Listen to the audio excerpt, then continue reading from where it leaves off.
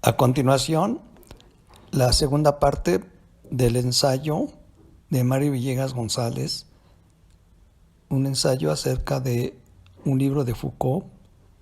El libro de Foucault se llama El orden del discurso. Escuchemos a continuación. Tenemos otro caso de exclusión, obviamente, en el analfabetismo, que da lugar a este hecho. Los alfabetizados suelen dar lugar a la discriminación de los analfabetos. Los alfabetizados suelen excluir a los analfabetos en la medida en la que creen que, puesto que no saben leer, no van a entender lo que está escrito, ¿no? Entonces renuncian a invitar a que lean lo que está escrito, ¿no? Cuando que podemos confiar, y no suele hacerse frecuentemente, que puede explicárseles oralmente y no necesariamente por escrito el contenido de los discursos. Interesa mencionar que en el siglo XXI, con el auge de la tecnología digital, podemos hablar de analfabetismo digital. El punto es, o otro punto de interés es el darnos cuenta de que las exclusiones suelen implicar hechos lamentables. Ya mencionamos algunos, repito dos. Las exclusiones suelen dar lugar al racismo, a la discriminación. Y un tercer hecho lamentable puede dar lugar a casos de tiranía, ¿no? De alguna forma, pensamos algunos, la exclusión está vinculada con la lucha de clases. Por eso también es de interés esto. Los mecanismos de exclusión los suelen establecer sujetos que enuncian una ideología a favor de una clase social en detrimento de otras, dando lugar a varios hechos. Y uno de ellos es un lenguaje de derecha y un lenguaje de izquierda, estableciéndose con la ideología prejuicios de unos seres humanos respecto a otros. Por ejemplo, en cuanto a considerar las opiniones, en cuanto a considerar el consenso. Y obviamente en este caso, en el caso de la lucha de clases y en otros, pues suele darse una cerrazón por parte de quien tiene el poder, de quien está gobernando, de quien tiene más éxito en esta lucha de clases. Suele darse una cerrazón, una intolerancia, una tosudez y lamentablemente un sometimiento de una clase respecto a otras, ¿no? Otro mecanismo de exclusión es llamar raro a alguien, con lo que se suele excluir a las personas raras, las excluyen las personas que se consideran no raras, ¿no? Y se suele decir que son personas raras, por ejemplo, aquellas que no obedecen dogmas bastante cuestionables. Los no raros consideran a los rebeldes raros, ¿no? Y por lo tanto suelen excluirlos.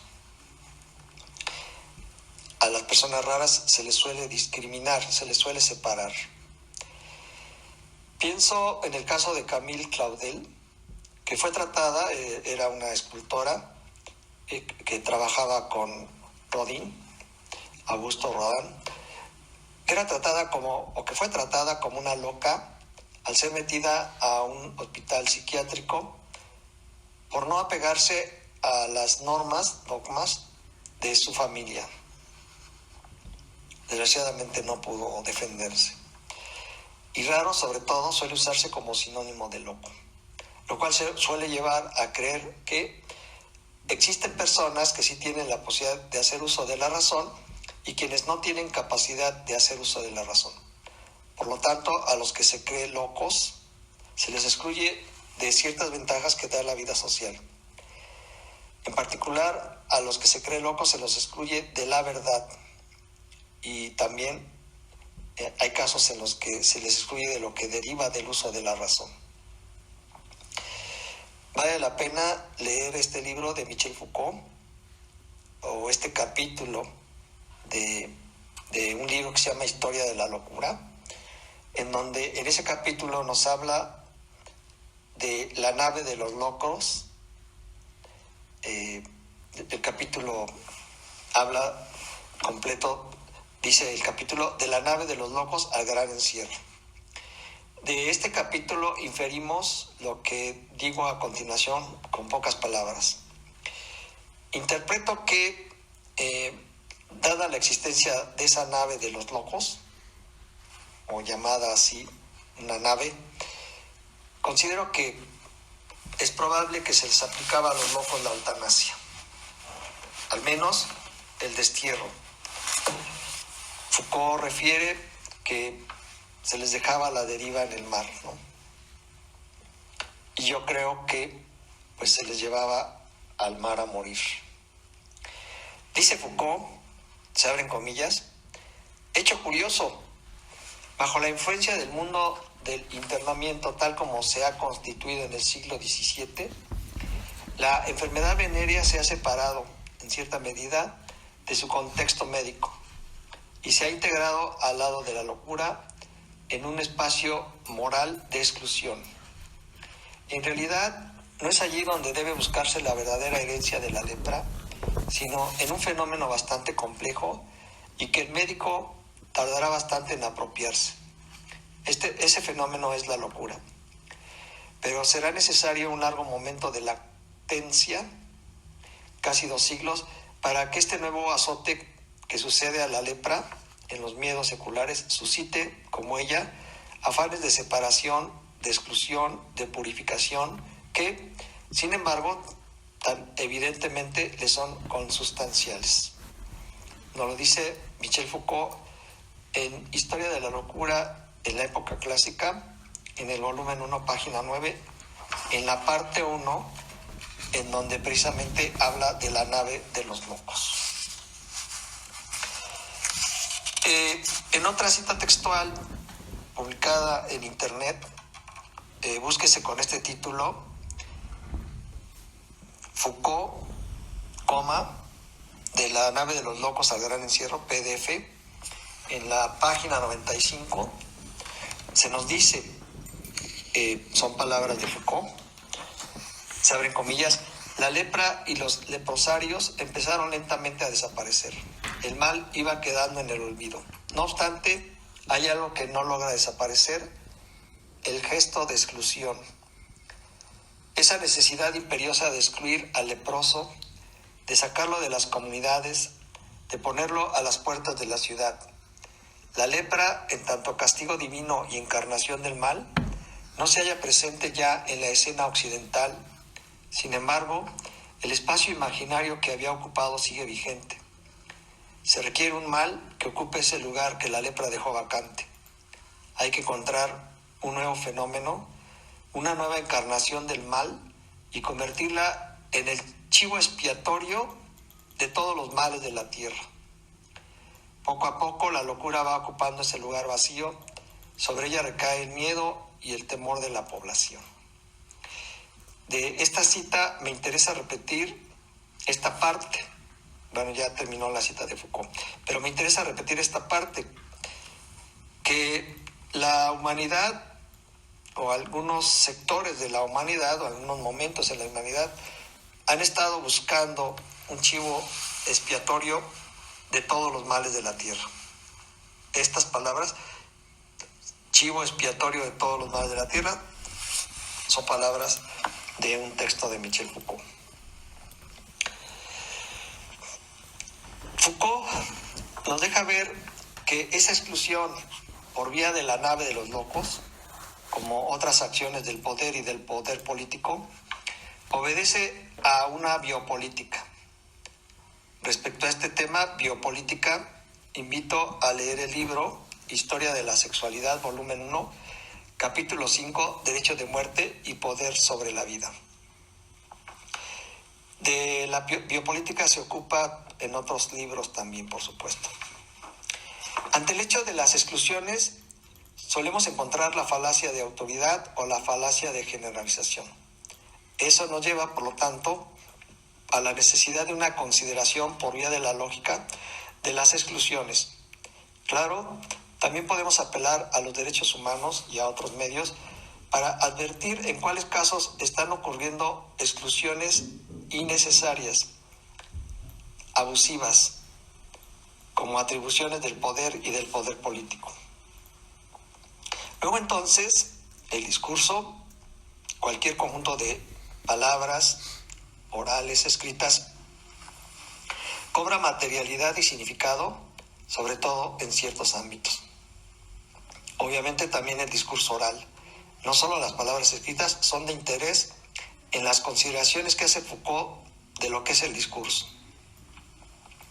Respecto a la materialidad, no solamente en relación a la materia o asunto de que tratan las palabras, cabe que recordemos que en ciertas épocas de la historia, algunas palabras escritas, verbigracia en el nazismo, fueron quemadas.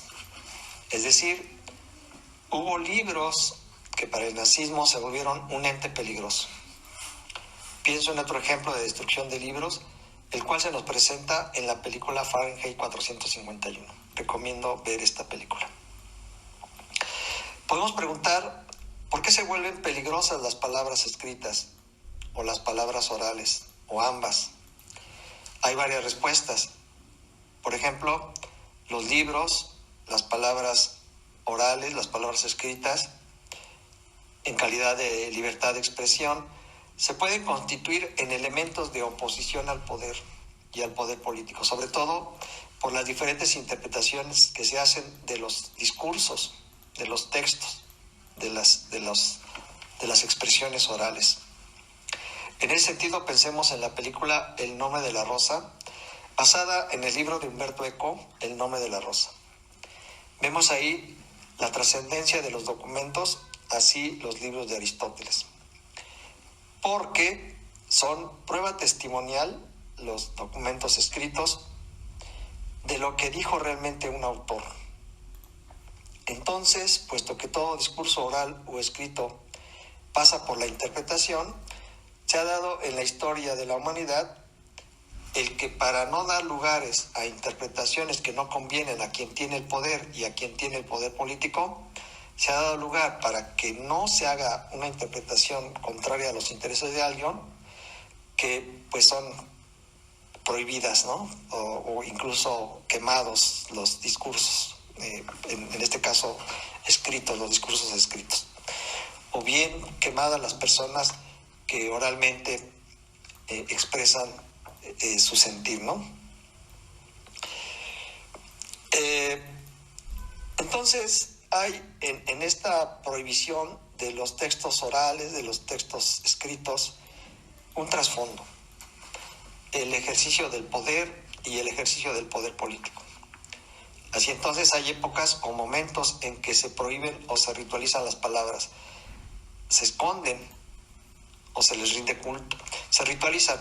Por ejemplo, cuando se tiene el control de las palabras y se las constituye en dogma. Y suele ocurrir ese control de manera injusta, digámoslo con claridad, con injusticia. Hay un control de las palabras para hacer sentir que solamente deben o solamente pueden ser avaladas para su difusión por una institución que tenga el poder para aprobarlas, ¿no? Para aprobar las palabras, la difusión de las palabras escritas u orales. Así entonces suele ocurrir que las palabras pasan previamente por el visto bueno de una institución. Debemos dejar claro esto, lo voy a decir claramente. Debemos aceptar que hay normas académicas y hay ética profesional que se deben respetar. Entonces, pues sí, como el mismo Foucault dijo, no podemos decir todo, ¿no? No lo dice la ética, y en particular ética profesional, las normas académicas. Pero eso no cancela que en los casos en los que ocurra, debemos criticar pues el abuso de autoridad una autoridad abusiva ha existido en la historia de la humanidad que permite o no permite a su arbitrio, haciendo uso de la tiranía, la distribución o la no distribución de los discursos a su conveniencia, ¿no? A su capricho incluso, ¿no? Esto tiene una trascendencia muy relevante porque entonces suele ocurrir un control del discurso pues desmesurado, ¿no? Y sobre todo porque el discurso, también digámoslo claramente, sin lugar a dudas es un factor de poder y de poder político. Y por supuesto, junto con el poder y con el poder político, también hay hechos relacionados con la economía. Hay hechos que entran en relación con ella y por lo tanto los discursos, que contribuyen para poder determinar o no la economía, contribuye para poder determinar o no su permisividad, la del discurso, ¿no? No está escrito, entonces lo voy a improvisar, pero debemos pensar en el individuo que reveló por medio de Wikileaks pues documentos de índole secreta y por lo tanto está perseguido por los Estados Unidos, está pidiendo su extradición. Encontramos entonces como un hecho el caso de la censura de las palabras, el caso de prohibir la distribución de las palabras. Ciertamente entendemos que puede hacerse por seguridad del Estado, porque bueno, tenemos derecho a la confidencialidad, a el secreto profesional.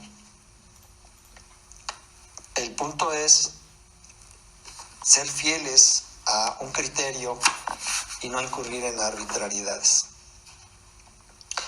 A algunos se nos ha hecho creer que un libro vale porque es visto por una institución como valioso.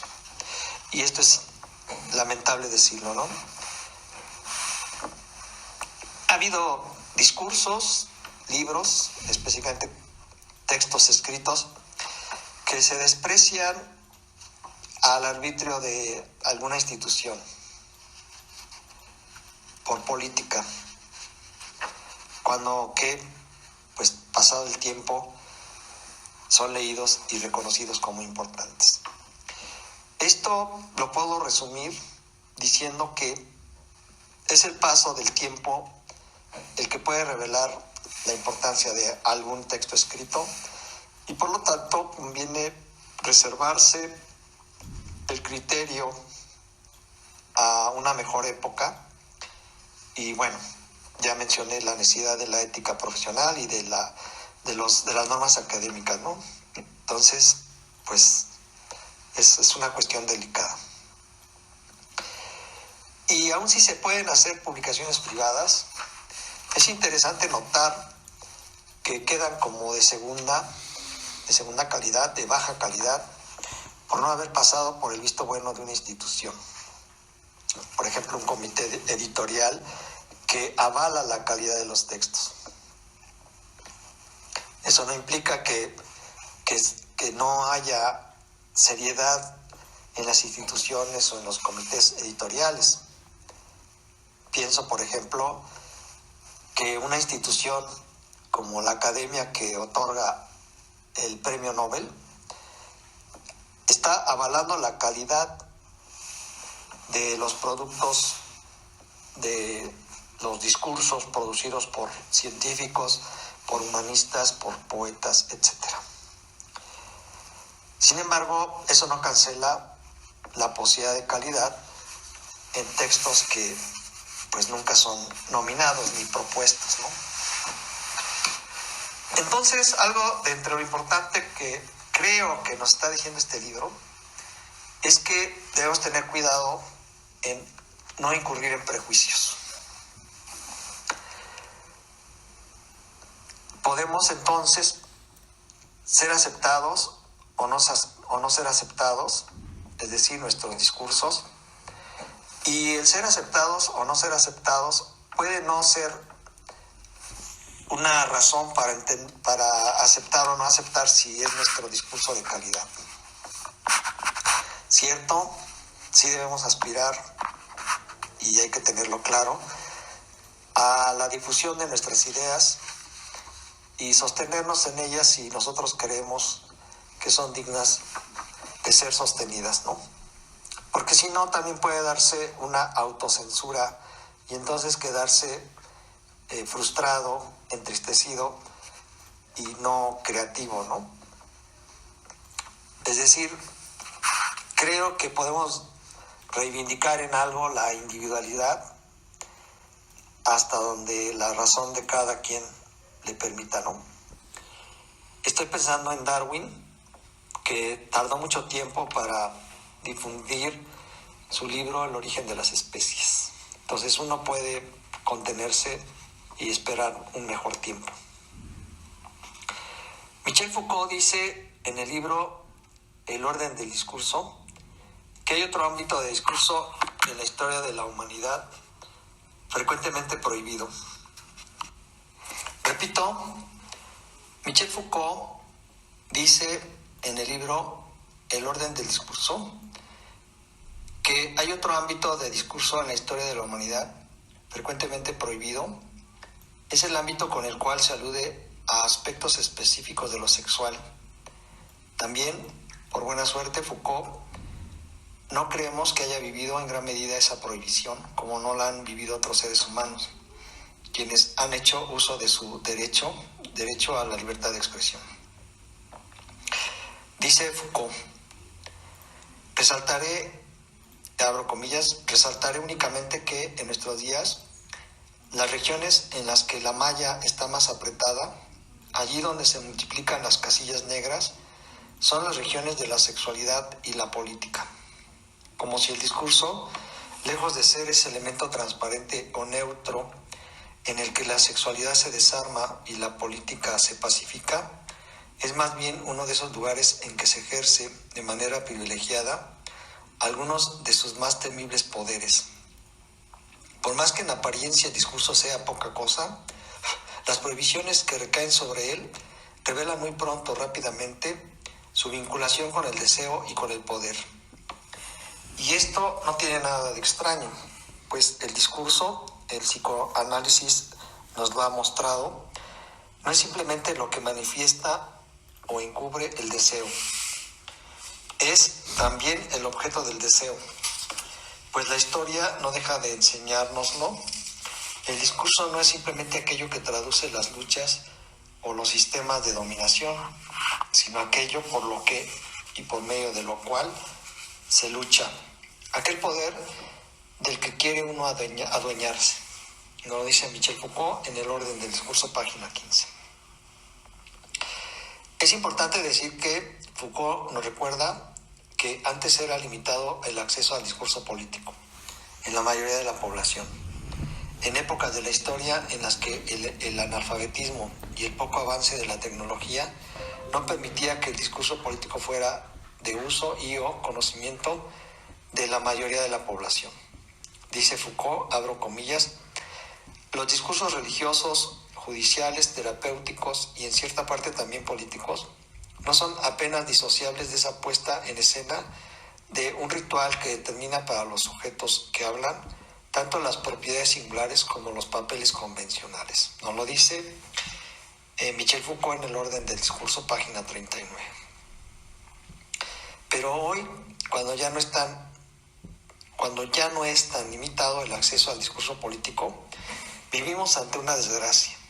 El hecho de que, gracias a lo que alguien llamó las benditas redes sociales, se ha logrado el que la mayoría de la gente tenga acceso al discurso político, a las palabras orales y a los textos, en función de lo cual nos enteramos de lo político y de la política, es decir, de la teoría y de la práctica. Pero este acentuado boom de las redes sociales y por lo tanto de la comunicación por vía de internet, pongo el caso de las computadoras y los celulares, ha traído como consecuencia algo que es un riesgo lamentable. Este boom de las benditas redes sociales entre comillas, este boom ha traído un riesgo lamentable y es este, que se suele reducir el discurso político a chismes, a que se lo trate como algo no serio, algo que no merece nuestra atención, algo superfluo. ¿Cuándo que creemos cierto esto? El discurso político es vital, es decir, es cuestión de vida o muerte, o cuestión de vida y muerte. Al menos se puede aspirar con el discurso político a una mejor vida y a una mejor muerte. Y es que el poder político tiene que ver con la vida y la muerte. Pensemos en la biopolítica. En ese sentido, hay que pensar en el concepto de biopoder y también en el concepto de biopolítica. Entonces es importante el discurso político. Debe ser de interés de los ciudadanos, con el conocimiento adecuado de él es posible una mejor vida moral pública, es decir, a favor del bien público. Ante el avance de la tecnología, brevemente podemos decir que la enajenación se ha acentuado con ella. Puede bastarnos pensar, además de las redes sociales, podemos pensar en la opacidad que implican las series en la televisión, así vía Netflix u otra plataforma.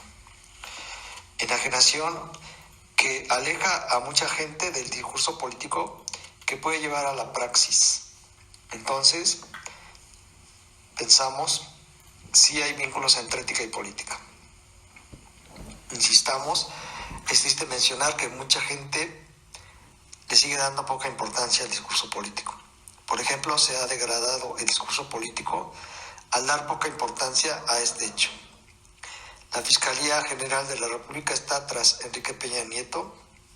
Se nos dijo en el periódico La Jornada, en una noticia publicada en la página 1, el 3 de agosto del 2022, se nos dijo que la Fiscalía General de la República está tras Enrique Peña Nieto, puesto que se le imputa lavado de dinero y delitos electorales y patrimoniales y desvíos ilegales por 1.557 millones de pesos y desvíos internacionales por 4.9 millones de dólares. Repito, noticia del periódico La Jornada, página 1, 3 de agosto del año 2022. Esa noticia y otras relacionadas con la corrupción de los funcionarios públicos debería enfurecernos a los ciudadanos al grado de salir a protestar masivamente en contra de la corrupción. Y, sin embargo, la explosión, el boom, la sobreabundancia, la enajenación que implican las benditas redes sociales nos mantienen haciendo que parezca que somos ajenos a la realidad. En lugar de enfurecernos, nos mantienen en la pasividad, enajenados.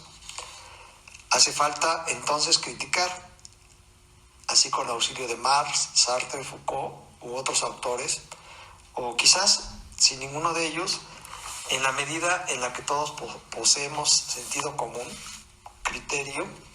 El punto es expresarlo, hacerlo acto y no que quede en potencia, ¿no? El ejemplo de crítica, y no importa la edad, aparte de los autores mencionados, nos lo da también Chomsky. Tiene 94 años en el año 2022. Nos lo da con lo que recientemente publicó en YouTube. Búsquese con este título: Intervención de Noam Chomsky en el seminario Ucrania, Solución Negociada, Seguridad Compartida. En esa intervención, Chomsky argumentó acerca de la guerra de Rusia contra Ucrania y me parece bastante relevante que entremos en contacto con ese audio.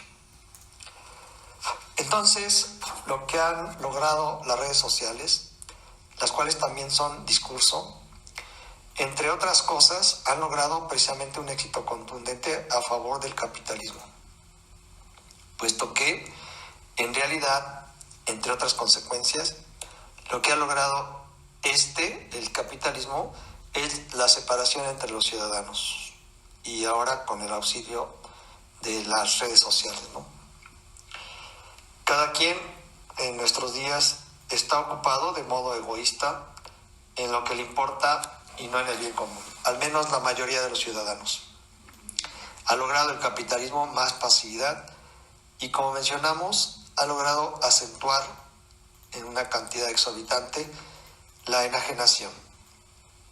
La ha incrementado.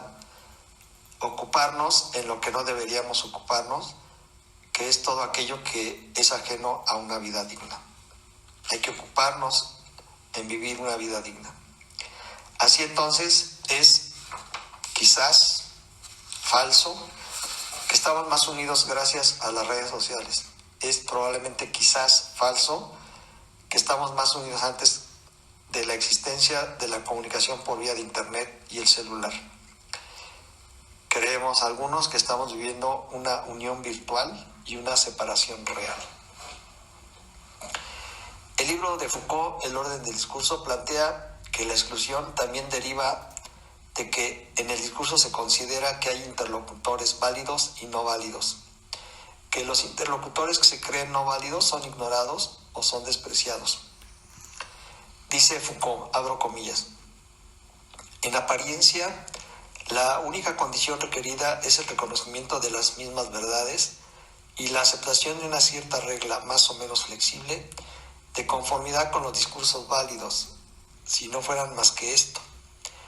Las doctrinas no estarían tan alejadas de las disciplinas científicas y el control discursivo versaría solamente sobre la forma o el contenido del enunciado, no sobre el sujeto que habla. Ahora bien, la pertenencia doctrinal pone en cuestión a la vez el enunciado y al sujeto que habla, y al uno a través del otro. Cuestiona al sujeto que habla a través y a partir del enunciado, como lo prueban los procedimientos de exclusión y los mecanismos de rechazo que entran en juego cuando el sujeto que habla ha formulado uno o varios enunciados inasimilables. Nos lo dice Michel Foucault en El orden del discurso, página 43. Así que, por el poder y el poder político, los interlocutores válidos son los que se afilian a las creencias de los interlocutores que dictaminan a sí mismos que son válidos. De ahí la separación, la exclusión de los no válidos respecto a los válidos, porque los válidos se dictaminan a sí mismos válidos y dictaminan ellos a los no válidos, llevando entonces a otra separación que quizás algunos no ven clara, entre lo que podemos llamar personas de interés y por lo tanto sus discursos, y personas que no son de interés y que por lo tanto son ignoradas a pesar de toda la comunicación que establecen con nosotros. Entonces hay una separación entre personas de interés y personas que son consideradas no de interés a pesar de que se comunican con nosotros. Esto es muy grave porque está rayando en lo que podemos considerar una más acentuada discriminación. Michel Foucault obviamente hace alusión a otra situación importante en la vida social, la educación como otro ingrediente que influye en la riqueza de las palabras, que sin embargo suele llevar a la ritualización logocéntrica, a ser logocéntricos. Ser logocéntricos es dar exceso de valor a las palabras. Es también poner al logos, al conocimiento, en el centro de todo. La crítica a la ritualización logocéntrica pone a Foucault con Marx, Nietzsche y Freud entre los filósofos de la sospecha. Paul Ricoeur solamente señala a tres, Marx, Nietzsche y Freud, pero nosotros sumamos a Foucault entre estos filósofos de la sospecha. Paul Ricoeur nos lo refiere en su libro Freud, una interpretación de la cultura. El logocentrismo implica también, por lo tanto, exclusión en el sentido de llevar a creer que porque se tiene más educación se es mejor que si se tiene menos educación. Entre los que tienen más educación se da una exclusión de los que se cree que tienen menos educación.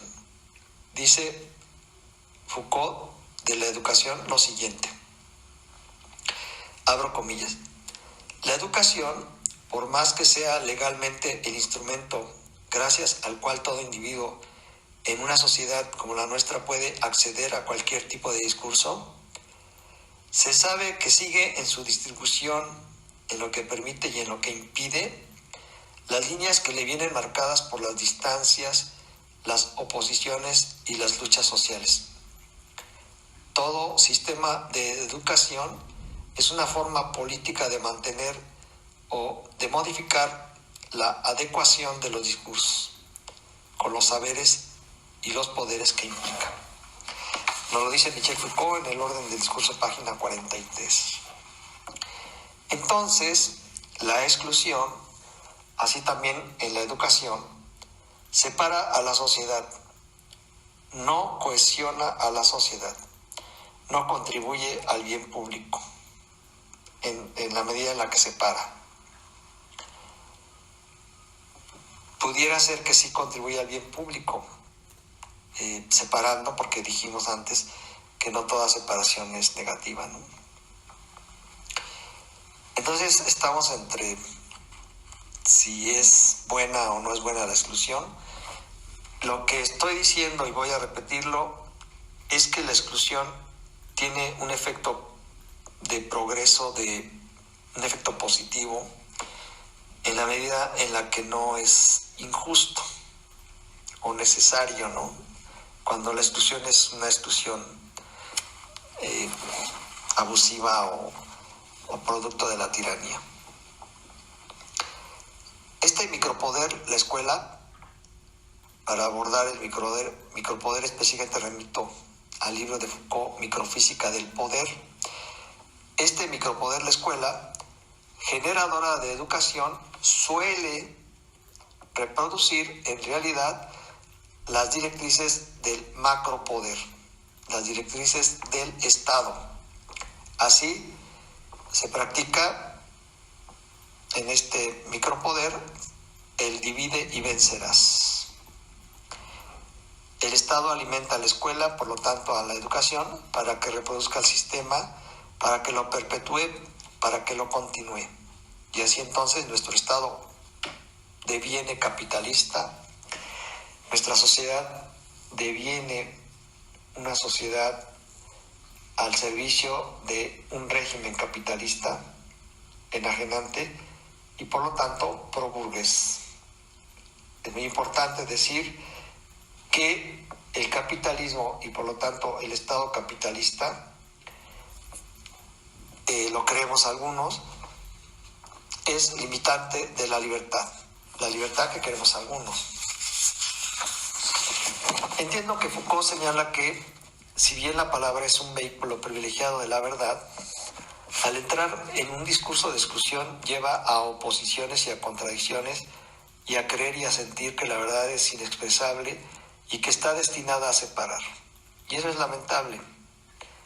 Algunos grupos creen que la verdad les está destinada como algo privilegiado, no solamente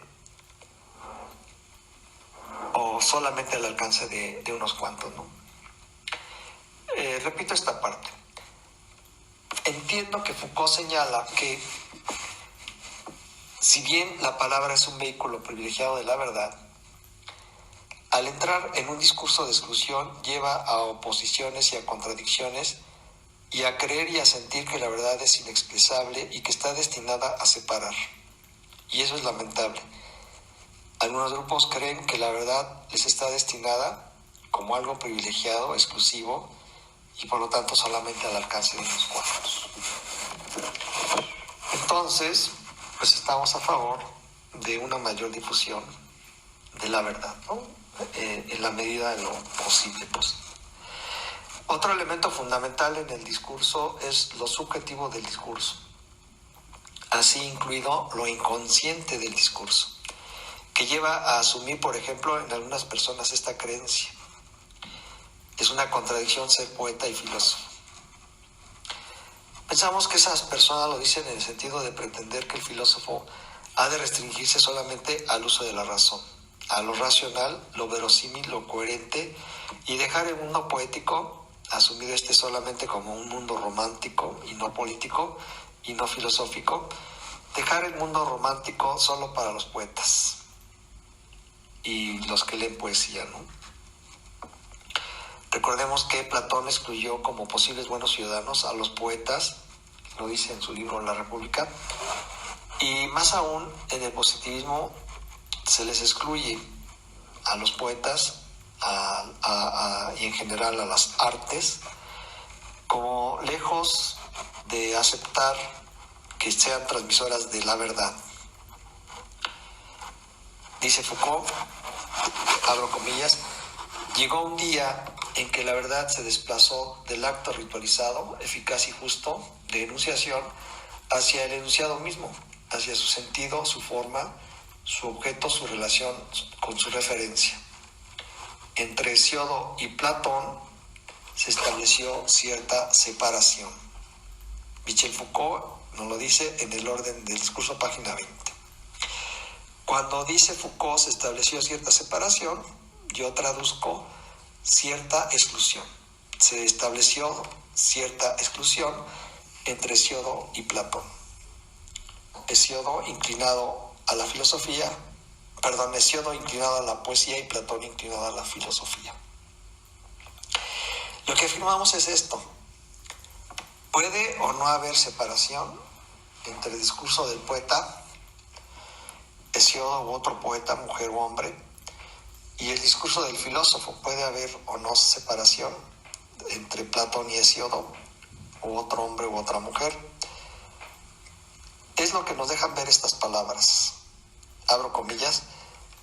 Neruda fue reconocido con el Premio Nobel de Literatura por una poesía que con la acción de su fuerza elemental revive el destino y los sueños de un continente, y esto lo anunció la Academia Sueca cuando dio a conocer quién era el acreedor del Premio Nobel de Literatura. Estas palabras nos las recordó el periódico La Jornada el 5 de enero del año 2023, en la sección Cultura, página 6, letra A. Es decir, la poesía contribuyó, la poesía de Pablo Neruda, al destino y los sueños de un continente, destino y sueños de índole política incluso. Es decir, ciudadanos se alimentaron con los poemas de Neruda. Neruda alimentó sus ideales de justicia social, verbigracia apoyando la lucha de Salvador Allende a favor del socialismo, repito, lo hizo con poemas, y otro literato comunista que contribuyó a la justicia social, considero que lo es Bertolt Brecht, y obviamente hay muchos otros escritores inclinados a la literatura que han incidido en la política. Por lo tanto, al positivismo hay que criticarlo en donde rechaza a la actividad estética como fundamental, rechaza el arte, la estética y el arte como formadoras humanistas trascendentes. Así la poesía, el rechazo al arte, a la poesía, a cualquier género literario, es empobrecer nuestro mundo. Por eso reivindicamos el arte en general. Nos dice Foucault en su discurso en el Colegio de Francia, que se volvió este libro, El orden del discurso, que otro riesgo del discurso, es decir, de las palabras, es el hecho de que suelen ordenar, clasificar, estandarizar, lo cual tiene como riesgo el obedecer ciegamente a un patrón en cuanto aceptamos actuar según un orden, una clasificación, una estandarización. El riesgo, repito, es que la clasificación, el orden, la estandarización nos alejan de alguna autenticidad posible, nos alejan en algunos casos de la creatividad. Por ejemplo, exámenes estandarizados, ¿no? Pregunta, respuesta cerrada, sería un tipo de exámenes estandarizados. Incluso estos, en ocasiones, no actúan sino como un factor de vigilancia y castigo. Acerca de los exámenes, recomiendo leer en el libro Vigilar y Castigar de Michel Foucault la parte en donde nos habla de el examen. Insistamos, suele ocurrir que los exámenes se vuelven mecanismos de vigilancia y de castigo. Se vigila a quien hace el examen y se castiga de diferentes formas a quien lo reprueba. Por ejemplo, excluyéndolo. Y se premia a quien aprueba el examen. Por ejemplo, ascendiéndolo al grado siguiente, ¿no? Además, el uso de los exámenes suele estar vinculado con disciplinas específicas que permiten el ingreso o no ingreso. Los exámenes se pueden constituir en un factor de exclusión que no propicia la exclusión, el que poder dedicarse a lo que uno tiene vocación, ¿no? Entonces, el reprobar un examen puede disuadir a alguien de no dedicarse a lo que es su vocación. Hay casos, por ejemplo, en la medicina, en los que obviamente se demuestra, en el caso de la medicina, la necesidad de los exámenes. Estamos diciendo que los exámenes reconocemos que suelen ser necesarios, que suelen ser imprescindibles, por ejemplo, para salvar la vida en un hospital, pero también estamos diciendo que obedecen a casos de falacia de autoridad, a casos de abuso. Por ejemplo, cuando alguien dice yo te aplico el examen que yo quiero y lo califico a mi arbitrio, a mi criterio, y por lo tanto entras o no entras, sin derecho a réplica, sin derecho a revisión, ¿no? Sin derecho a objeción. Entonces los exámenes suelen dar lugar a falacia de autoridad, y es esta falacia lo que habría que criticar, entre otras cosas que se le pueden criticar a los exámenes, ¿no? Los exámenes nos llevan a formular, por ejemplo, estas preguntas: ¿de quién depende la verdad? ¿Quién establece lo que es la verdad? Cualesquiera que sean las respuestas, han llevado a perpetuar las jerarquías, los estereotipos, los iconos. Las jerarquías, los estereotipos, los iconos son algo que pensamos derivado de ordenar, clasificar, estandarizar, y ocurre como mecanismo de poder y de poder político, no solo del Estado, también ocurre en otras instituciones, no solo en la escuela, también en la familia, en el hospital, en la cárcel, en el asilo, etc. Insistimos, lo que criticamos es este hecho: las falsas jerarquías, los falsos estereotipos, los falsos iconos que nos suelen someter y por lo tanto son contrarios a una libertad más auténtica. No obstante, reconocemos la necesidad de su realidad.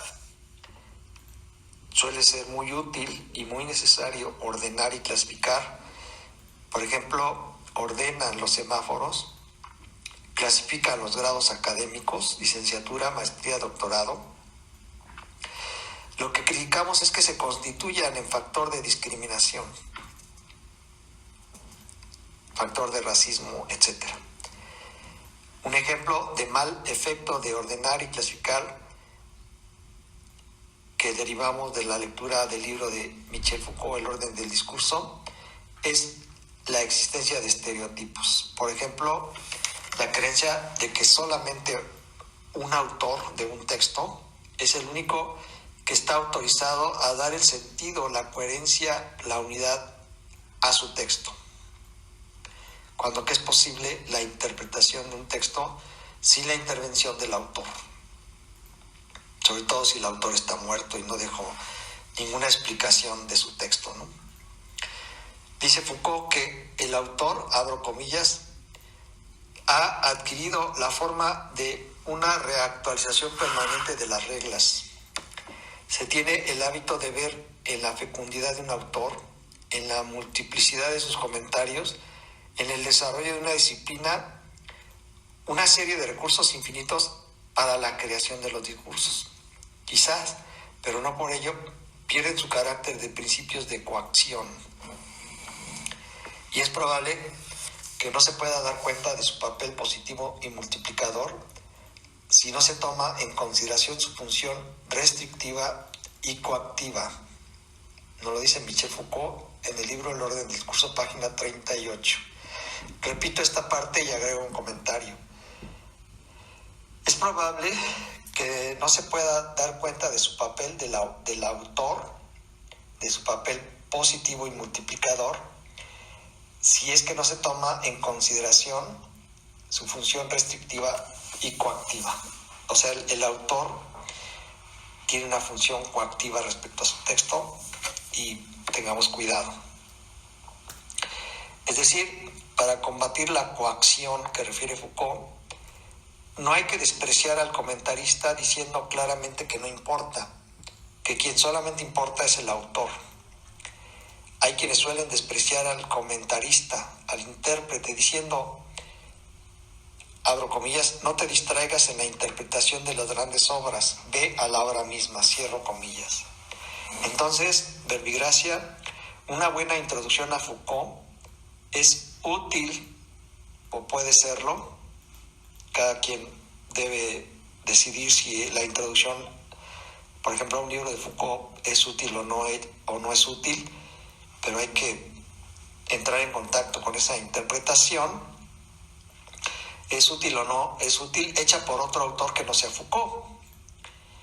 Cierto, está bien que pueda hacerla un especialista de las obras de Foucault, pero no creo que se deba cancelar la interpretación de cualquier otra persona, que por lo tanto puede ser una buena interpretación o una mediocre interpretación. Y por cierto, puede hacerse una interpretación solamente de un libro importante o una interpretación a más de un libro importante. Insisto, para combatir la coacción que refiere Foucault, no hay que despreciar al comentarista diciendo claramente que no importa. No hay que despreciarlo diciendo que solamente importa el autor. Entonces hay quienes suelen despreciar al comentarista, al intérprete, diciendo, abro comillas, dice alguna gente, abro comillas, no te distraigas en la interpretación de las grandes obras, ve a la obra del autor, ve a la obra misma, cierro comillas. Lo cierto es que una buena introducción a Foucault, hecha por otro autor que no sea Foucault, bien puede hacerla un especialista en las obras de Foucault o un no especialista en las obras de Foucault, la cual puede ser una mediocre interpretación, pero finalmente es una interpretación. Y habría que considerar si es o no mediocre precisamente leyendo esa interpretación, para tener entonces un marco de comparación con otra buena interpretación que resulte mejor otra, y entonces quedarse con la mejor. Entonces, creemos que importa el autor e importa la interpretación que hace otra persona que no es el autor. Incluso el intérprete puede ver aspectos que el autor no vio, ¿no? Incluso el lector de solamente un texto creo que tiene el derecho de hacer su interpretación de solamente un texto, sin la lectura de otros textos del mismo autor. Lo que va a pasar es que puede ser una interpretación pobre o no.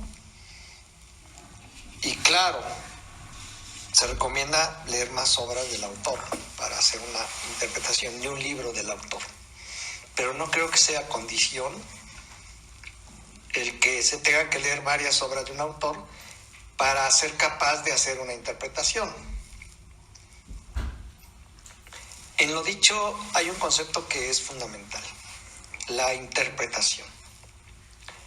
Esta podemos hacerla de las obras de Foucault o de cualquier autor, y es importante.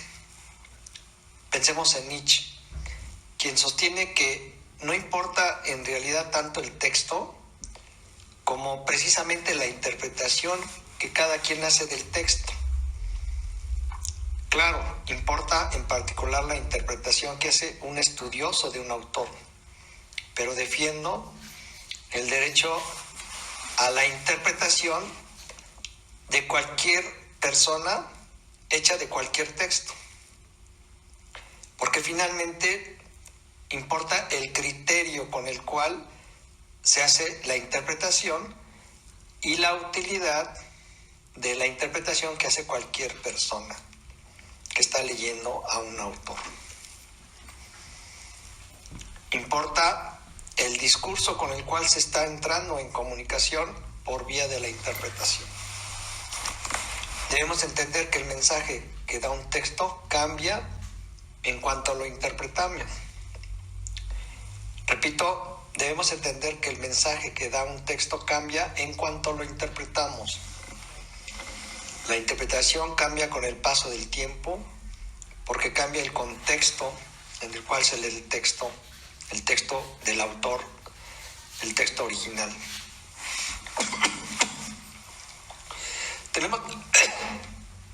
Tenemos el caso en los textos de Nietzsche, los cuales algunos textos de él, por ejemplo, La voluntad de poder, el libro de Nietzsche, La voluntad de poder, los libros de Nietzsche tuvieron una interpretación en la época en la que Nietzsche estaba vivo, así antes del nazismo. Tuvieron una segunda interpretación, una interpretación diferente, la cual les dio el nazismo, con el auxilio de su hermana, la cual tergiversó algunos libros, en particular La voluntad de poder. Y tenemos una tercera interpretación, por lo tanto también diferente, hoy, siglo XXI, cuando revalorizamos los textos de Nietzsche.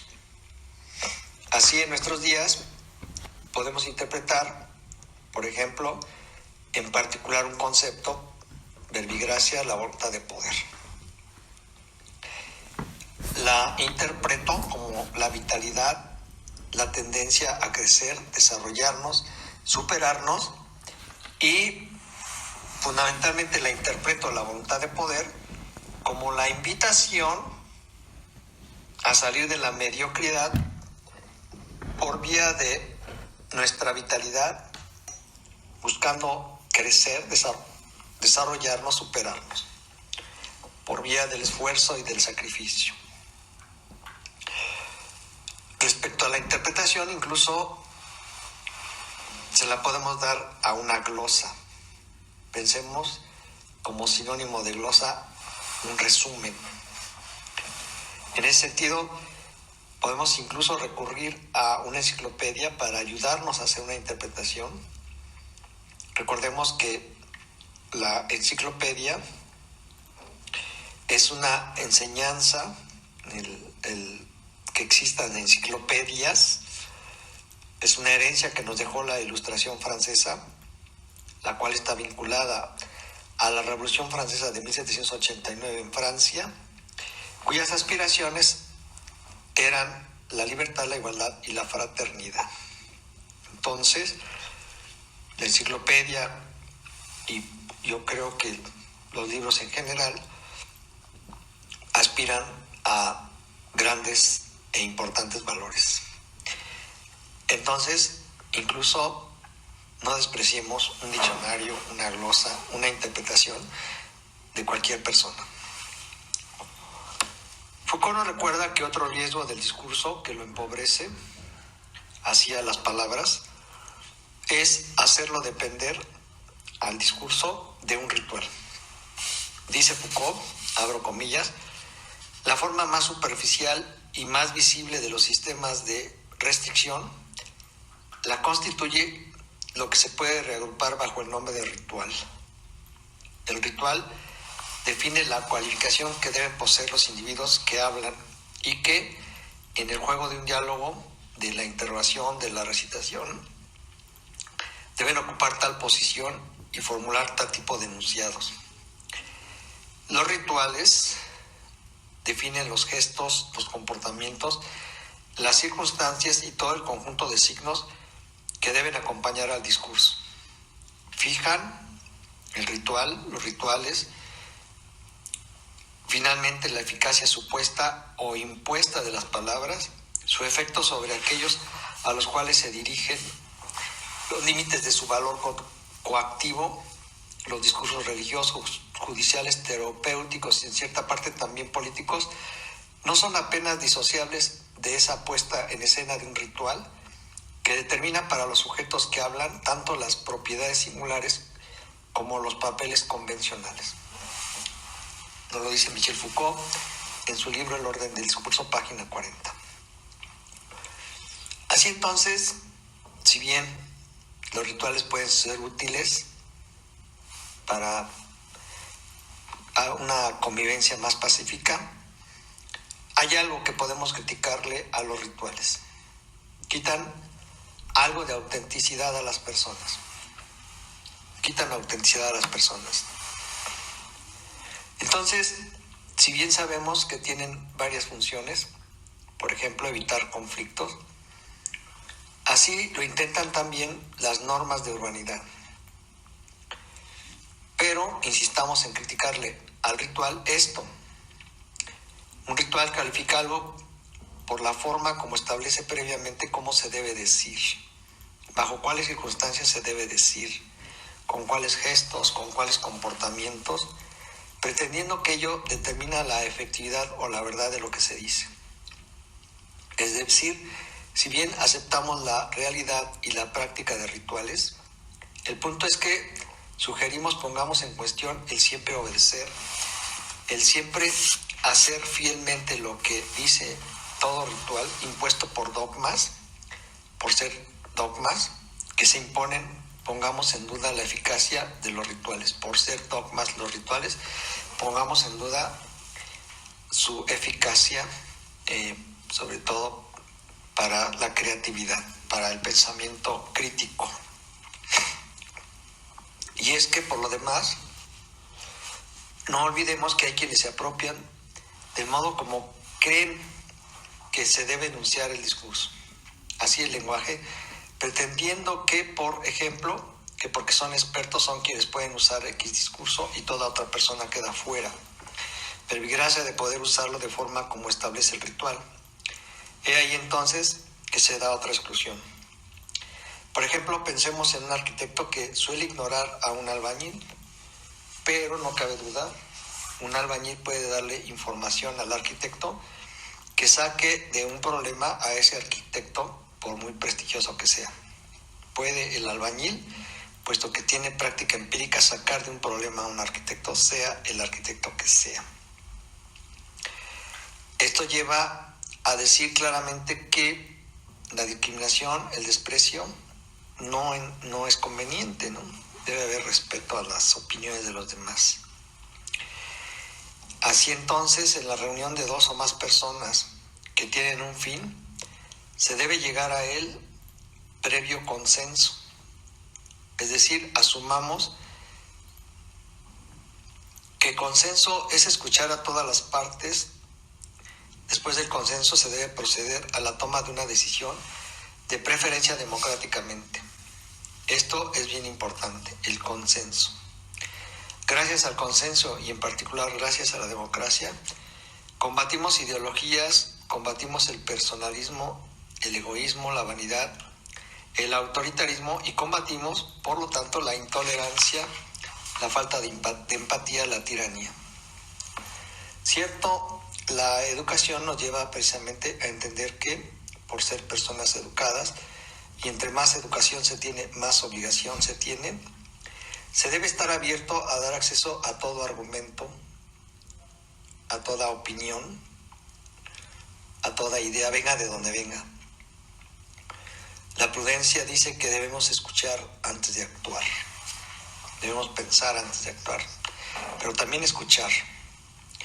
Para Foucault, los discursos, las palabras, son prácticas que se cruzan unas con otras, se yuxtaponen, se superan o se conservan por el paso del tiempo. Dice Foucault, abro comillas, los discursos deben ser tratados como prácticas discontinuas que se cruzan. A veces se yuxtaponen, pero también se ignoran o se excluyen. Un principio de especificidad sería este. Un principio de especificidad es este. No resolver el discurso en un juego de significaciones previas. No imaginarse que el mundo vuelve hacia nosotros una cara legible que no tendríamos más que descifrar. El discurso no es cómplice de nuestro conocimiento. No hay providencia prediscursiva que lo disponga a nuestro favor. Nos lo dice Michel Foucault en El orden del discurso, página 53. En fin, muchos discursos no fueron superados con pruebas que resultaron verdades.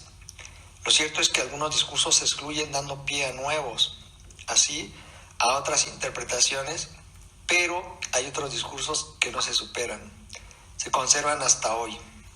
Hay que insistir, las palabras, los discursos no tienen un significado único, están sometidos los discursos, sometidas las palabras orales, escritas, están sometidos a la interpretación, a las interpretaciones. Sin ellos, sin la interpretación y las interpretaciones, y sin aceptar que se cruzan, que se yuxtaponen, etc., sin todo ello hay pobreza en el discurso. He ahí nuestra interpretación del libro de Michel Foucault, El orden del discurso, libro que nos introduce a los proyectos de investigación de Michel Foucault, que no excluyen sus críticas al poder y al poder político. Bibliografía: Michel Foucault, El orden del discurso, un libro de 1970, traducción de Alberto González Trovano,